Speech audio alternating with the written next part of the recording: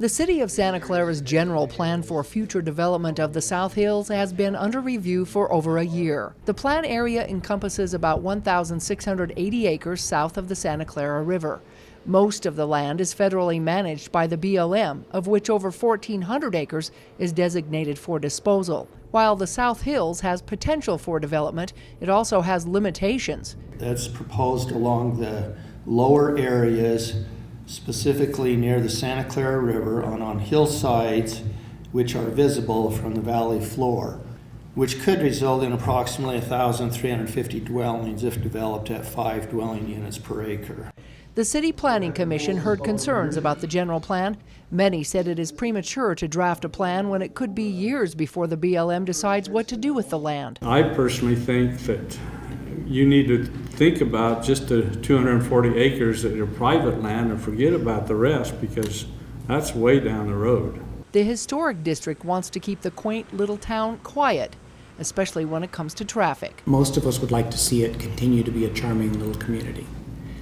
There is a lot of concern, I think, in this room regarding traffic down Santa Clara Drive, and I know everyone on this commission is concerned about that as well. But the City of Santa Clara wants to be prepared when the time comes.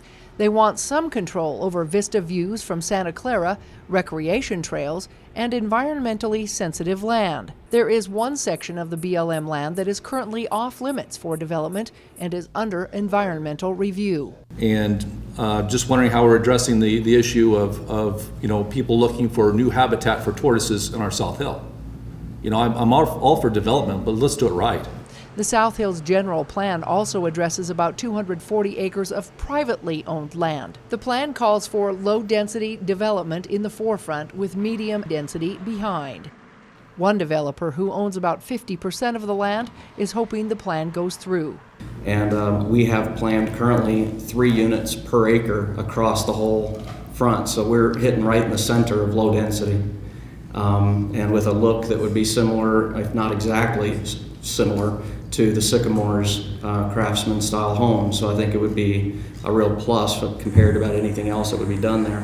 While the plan doesn't address any zoning issues, people still expressed their concerns about vacation rentals. Oh, people want to come and live here, right? Rentals are not living here. They don't contribute.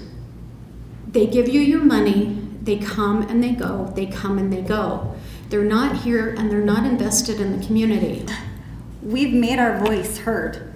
The majority of us do not want vacation rentals. And I don't take that lightly, and I hope you don't either. Ferron Leavitt recommended the plan be accepted, but his main concern was over water. And it's going to be,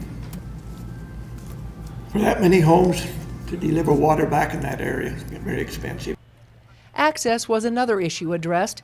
A new proposed bridge on Chapel Street also stirred up debate. And I don't know what the first bridge cost, but they talked about putting something similar 2 blocks away.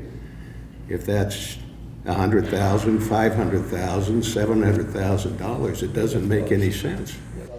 Another concern was traffic and the proposed Western Corridor and Plantations Drive, all the way to Sun River. I don't think half the citizens in this room understand that 4-lane highway is what's designated to come into downtown Santa Clara, where that proposed right-of-way is, right through the middle of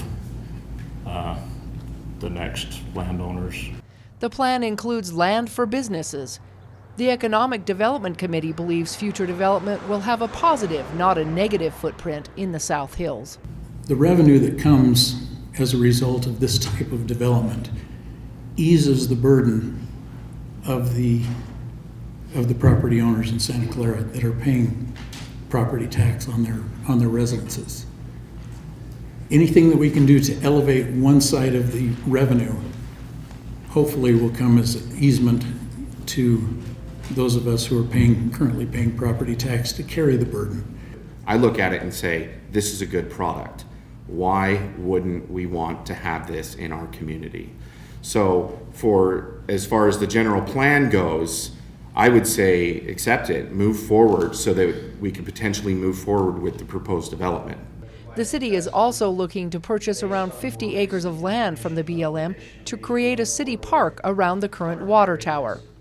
and a plan to annex 188 acres in the southern portion of the South Hills is also under consideration. The Planning Commission passed their recommendation to the city. If passed by the city, the wide-ranging plan would become part of the overall general plan adopted in 2014. In Santa Clara, Melissa Anderson, CEC News.